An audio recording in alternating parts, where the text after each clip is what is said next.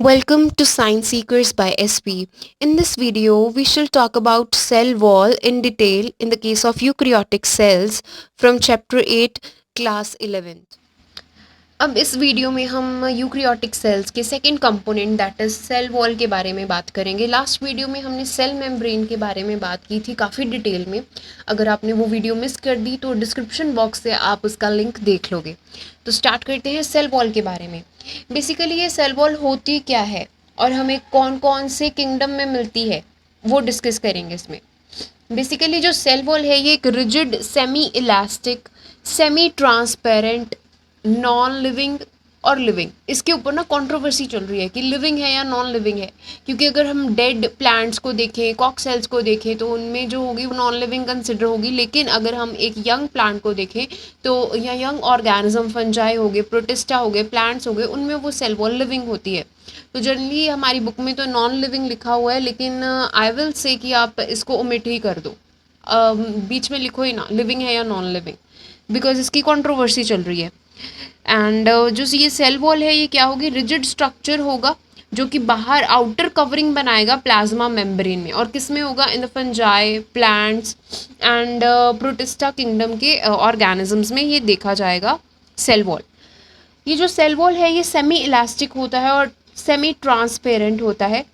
जो भी ऑर्गेनिज्म है उसको ये सपोर्ट प्रोवाइड करता है और प्रोटेक्शन प्रोवाइड करता है, क्योंकि ये प्लाज्मा मेम्ब्रेन को कवर करके रखता है। और इसकी जो थिकनेस रहेगी वो नियर अबाउट 0.1 टू 10 माइक्रोमीटर्स तक ये इसकी थिकनेस रहेगी इस पर्टिकुलर सेल वॉल की। और सेल वॉल काफ़ी मेटाबॉलिकली एक्टिव रहता है। कोई भी एक्सचेंज है एक्सटर्नल एनवायरनमेंट से, किसी आयंस का, सॉल्ट्स का, सॉल्वेंट्स का, वो ये सेल वॉल करवाता है।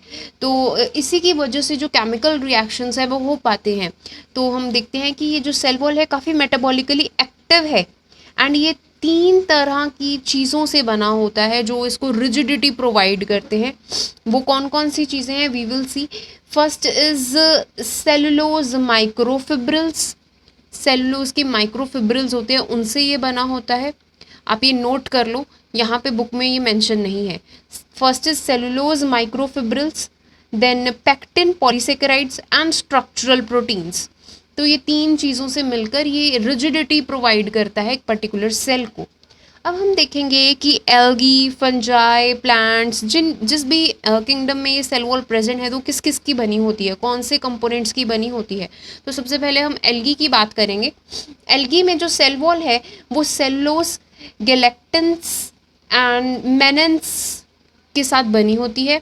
और मिनरल्स जो हैं स्पेसिफिकली कैल्शियम कार्बोनेट रहेगा, यहाँ पे मेंशन है cellulose, गैलेक्टिन्स, menace and the minerals, इससे बनी होती है। और अगर हम बात करें फंजाई की तो उसमें ये जो सेल वॉल है ये पर्टिकुलरली काइटिन की बनी होती है। काइटिन को हम फंगस सेलुलोज भी बोल देते हैं। फर्दर थोड़ा सा सेलुलोज भी होगा, गैलेक्टोज एंड गैलेक्टोसामीन भी होगा। तो ये कंपोनेंट्स यहाँ पे मेंशन आप लिख लोगे। तो इन सारी चीज़ों का फंजाई का सेल वॉल बना होता है। अगर हम प्लांट्स के सेल वॉल की बात करें तो वहाँ पे हम देखेंगे कि हमें सेलुलोज, हेमी सेलुलोज, पैक्टिन्स, प्रोटीन्स, ये सभी मिल जाएंगे और इससे मिलकर ये सेल वॉल बना होगा। तो ये हो गया क्या सेल वॉल कौन से कंपोनेंट से बना होता है। अब हम नेक्स्ट देखेंगे कि ये जो सेल वॉल है ये कितने लेयर्स में डिवाइड है, वो इस पैराग्राफ में इतना मेंशन है। बेसिकली ये 3 लाइंस में ही है, तो इसको थोड़ा सा डिटेल में करेंगे।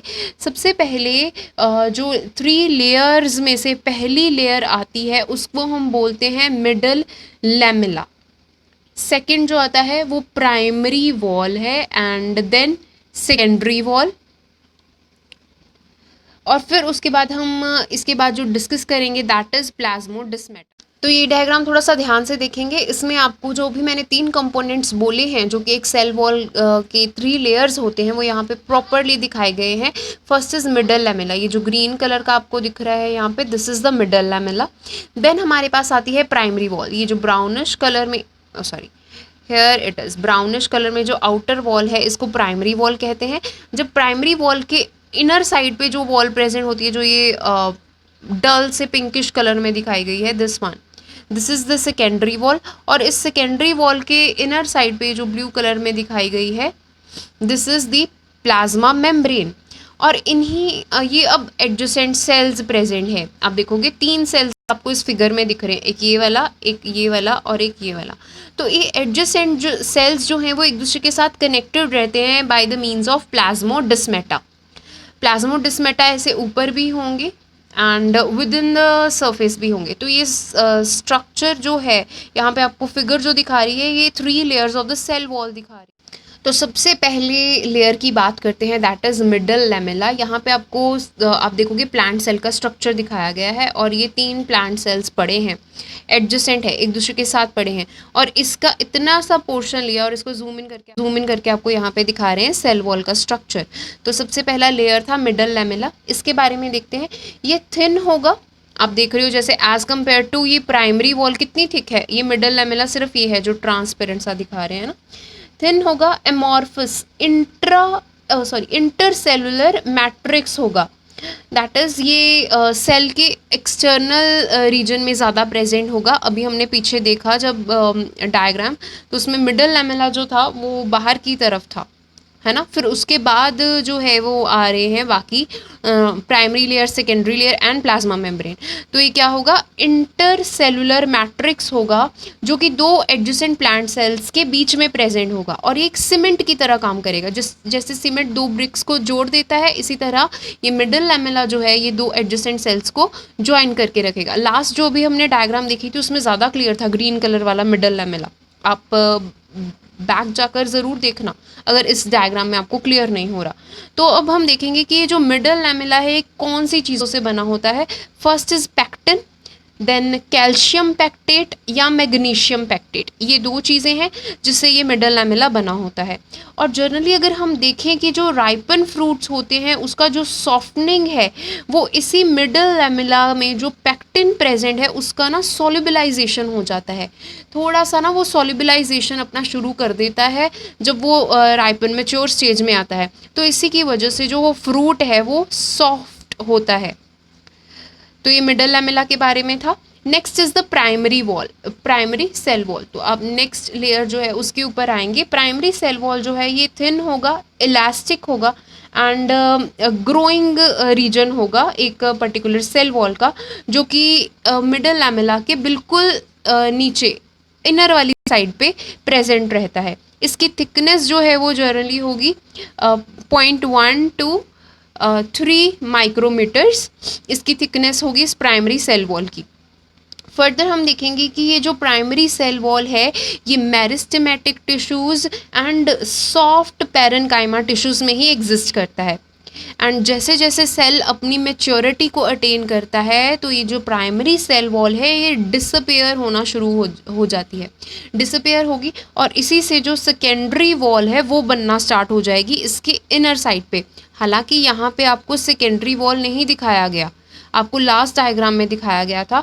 तो वो सेकेंडरी वॉल क्या है, ये एडिशनल वॉल होती है जो कि प्राइमरी वॉल के इनर साइड पे प्रेजेंट रहती है, ये सेकेंडरी वॉल। एंड ये एक्सटर्नल डिपोजिशंस होती रहती हैं नए मटेरियल की from the existing wall and उसके साथ ये सेकेंडरी वॉल बनी होती है।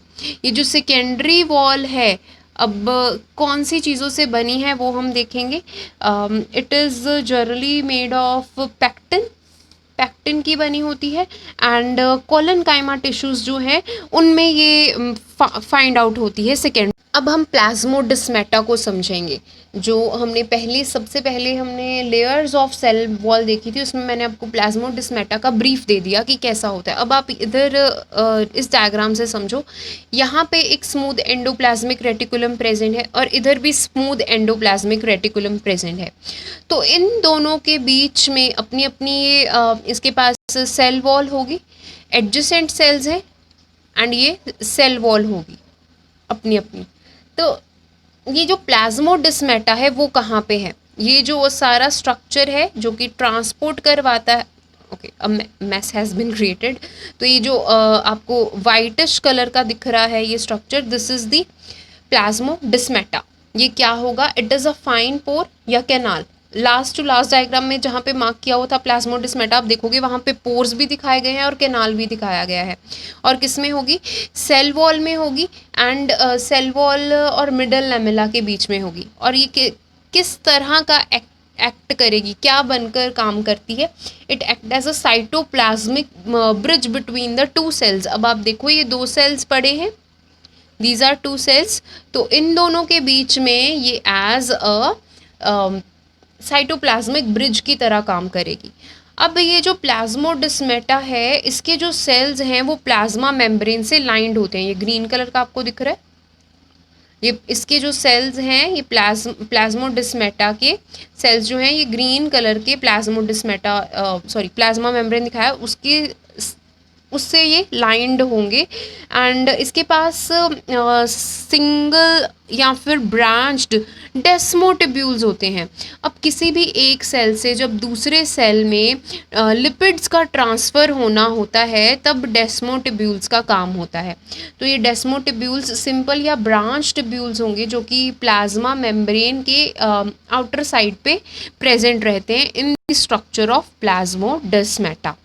अब ये जो प्लाज्मोडेस्माटा है, ये किसी भी तरह का स्टिमुलस हो गया, न्यूट्रिएंट्स हो गए, उसको एडजेसेंट सेल्स के बीच में ट्रांसफ़र करने के लिए रिस्पॉन्सिबल होता है। तो ये दो तरह का ट्रांसपोर्टेशन दिखाता है। जो प्रोटोप्लाज्मिक लिविंग कंटिन्यूम शो करता है उसको हम सिम्प्लास्ट बोलते हैं, और जो plasmodesmata protoplasmic non living continuum produce करता है उसको हम एपोप्लास्ट बोलते हैं। तो जनरली ये जो प्लाज्मोडेस्माटा है, ये दो नेबरिंग सेल्स को कनेक्ट करने में हेल्प करता है। नेक्स्ट हम अब देखेंगे कि जो सेल वॉल है उसके फंक्शंस क्या रहेंगे। स्टार्टिंग में हमने बोला कि ये रिजिडिटी प्रोवाइड करता है, रिजिड स्ट्रक्चर होता है, तो ये किसी भी सेल को रिजिडिटी प्रोवाइड करेगा। देन सेल का शेप जो है उसको मेंटेन करके रखेगा। फर्दर जो फॉरेन बॉडीज़ हैं उसका एंट्रेंस टू दैट ऑर्गेनिज्म और या टू दैट पर्टिकुलर सेल, उसकी एंट्री को रोकेगा, एक बैरियर की तरह काम करेगा। फर्दर ये मैकेनिकल इंजरी या सेल की बर्स्टिंग होने से प्रोटेक्शन करेगा। जो प्लाज्मोडेस्माटा है ये परमिएबल होता है और वाटर के या मिनरल्स या फिर फूड के ट्रांसपोर्टेशन में हेल्प करता है, जिसकी वजह से जो सेलुलर एक्टिविटीज़ हैं वो मेंटेन रहती हैं किसी भी पर्टिकुलर सेल में। फर्दर अगर सेल वॉल का एक्सटेंशन होता है तो इससे सेल ग्रोथ को मार्क किया जाता है। जैसे कि हम देखते हैं प्राइमरी वॉल से सेकेंडरी वॉल बन रहा है, सेल्स का एक सेल वॉल का एक्सटेंशन हो रहा है, तो इससे क्या होगा कि जो सेल है उसकी ग्रोथ का पता चलता है। तो ये फंक्शंस थे। फर्दर हम सेल ऑर्गेनेल्स के बारे में बात करेंगे, और ये जो सेल ऑर्गेनेल्स हैं वो मैक्सिमम जो है वो एंडोमेम्ब्रेन सिस्टम में ही काउंट की जाती है। तो बेसिकली सेल ऑर्गेनेल्स होता क्या है? ये जो सेल ऑर्गेनेल है ये सब सेलुलर प्रोटोप्लाज्मिक स्ट्रक्चर्स होते हैं जिनका अपना ही एक डिफरेंट फॉर्म होता है, स्पेसिफिक केमिकल कंपोजिशन होती है और अपना ही एक डेफिनेट फंक्शन परफॉर्म करते हैं। ये जो सेल ऑर्गेनेल्स हैं ये जनरली टू कैटेगरीज में डिवाइड किए गए हैं।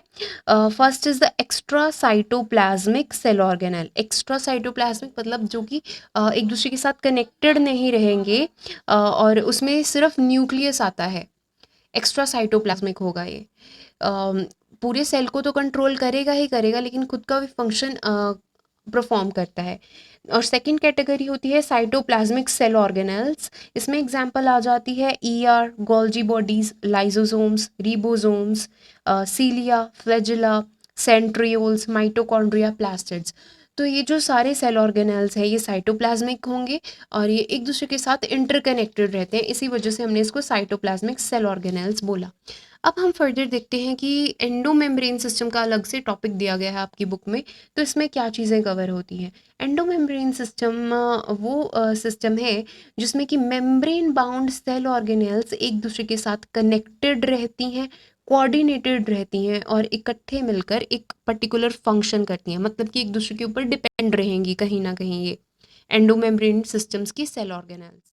जैसे कि मैंने बोला कि एंडोमेम्ब्रेन सिस्टम की सेल ऑर्गेनेल्स एक दूसरे के साथ कोऑर्डिनेटेड रहेंगी, कलेक्टिवली फंक्शन परफॉर्म करेंगी, तो अब हम देख लेते हैं कि ये कैसे वर्कआउट करती हैं। तो ये जनरली मटेरियल जो होता है या मिनरल्स होते हैं उनका एक्सचेंज करवाती है with in themselves and through the vesicles होते हैं स्पेसिफिक स्ट्रक्चर्स, उनके थ्रू ये एक्सचेंज ऑफ द मटेरियल करवाती हैं। अब हम देखते हैं कि इस एंडो मेम्ब्रेन सिस्टम में कौन कौन से सेल ऑर्गेनेल्स होते हैं। First is the ER, then Golgi apparatus या Golgi complex, lysosomes and vacuoles. अब ये जो आपके सामने 4 सेल ऑर्गेनेल्स हैं, ये जो है एंडोमेम्ब्रेन सिस्टम के अंडर कंसिडर की जाती हैं। और माइटोकॉन्ड्रिया हो गया, क्लोरोप्लास्ट, पेरोक्सिसोम्स, ये एक दूसरे के साथ इतना कोऑर्डिनेट करके काम नहीं कर सकती, तो इसी वजह से ये एंडोमेम्ब्रेन सिस्टम का पार्ट नहीं है। हमारे नेक्स्ट वीडियो में हम इन्हीं एंडोमेम्ब्रेन सिस्टम के सेल ऑर्गेनेल्स, जो अभी ये 4 मैंने आपको नेम बताया, उसके बारे में डिस्कस करेंगे। If you have any queries regarding the cell wall or plasmodesmata, do comment in the comment box. Do like, share and subscribe my channel. Thank you for watching.